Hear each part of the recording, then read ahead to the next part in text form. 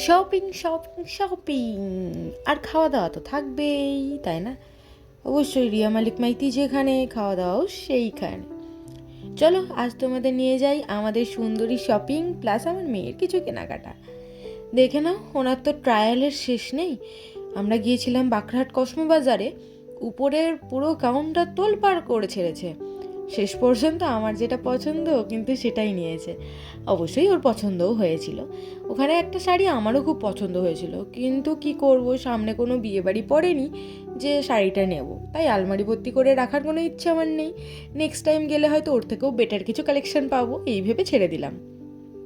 ও, এত কিছুর মধ্যে তো তোমাদের স্বাগতম জানাতেই ভুলে গেছি। তো হ্যালো এভরিওয়ান, ওয়েলকাম আর welcome back to my channel Riya Malik Maiti. একটা কথা আমাকে বারবার শুনতে হয় জানো তো, যে তুই তোর মেয়েটাকে নিয়ে এদিক ওদিক ঘুরে বেড়াস, তোর কোনো প্রবলেম হয় না? আজ আমি তোমাদের সাথে একটা কথা শেয়ার করছি, তাহলে শুনে নাও। আমার মেয়ে দেখতে দেখতে 6 মাস হয়ে গেল, আর ওর অন্নপ্রাশনও হয়ে গেল। কিন্তু এই 6 মাসের মধ্যে মানে ওর বয়স 1.5 মাস থেকেই আমি বাইরে বেরোচ্ছি। তাই টাইমে টাইমে ওকে ফিডিং করানো এবং ডাইপার চেঞ্জ করা। আর আরেকটা জিনিস হচ্ছে, মানে একটা ব্যাপার হচ্ছে, আমার মেয়ে খুবই লক্ষ্মী। ওকে যদি বাইরে কোথাও ঘুরতে নিয়ে যাও না, ওর খাওয়া দাওয়ার কোনো চিন্তাই থাকে না, ও নিশ্চিন্তে খেলাধুলা করে। তো সেই পজিটিভ পয়েন্টটার জন্যই কিন্তু আমি ওই লক্ষ্মী মেয়েটাকে নিয়ে আমি ঘুরতে পারি। আর ফিডিং করানোর ব্যাপার, আসলে আমার হাজব্যান্ডের 4 চাকায় যাওয়ার জন্য ফিডিং করানোর কোনো প্রবলেম হয় না। আর রাস্তাঘাটে বের হলে অনেক ফ্রেন্ডের বাড়ি আছে, যদি সেরকম এমার্জেন্সি হয় তো আমি ফ্রেন্ডের বাড়িতে ঢুকে যেতে পারি। এছাড়া ড্রাইভারের প্রবলেম, আমি আমার মেয়ের সাইজের থেকে একটা সাইজ বড় ড্রাইভার সবসময় কিনে রাখি, যাতে ড্রাইভার চেঞ্জ করানোর মানে সময়টা একটু বেশি মানে অ্যাবজর্ব করে আর কি। ধরো ওর এল লাগে তো আমি এক্সেল ওকে ডাইপার দিয়ে নিয়ে যাই, যাতে একটু বেশিক্ষণ সময় থাকে, আর সেটার জন্য আমার মেয়ের কোনো প্রবলেম হয় না, আর ওর জন্য কিন্তু র্যাশও হয় না।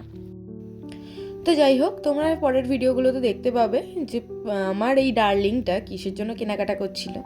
আর তোমরা তো দেখতে পেয়েই গেছো আগের ব্লগ ভিডিওতে আমার মেয়ের জন্য কেনাকাটা যেটা করেছিলাম সেটা হচ্ছে একটা টুপি, মানে ক্যাপ নিয়ে গিয়েছিলাম ওর জামার কালারের।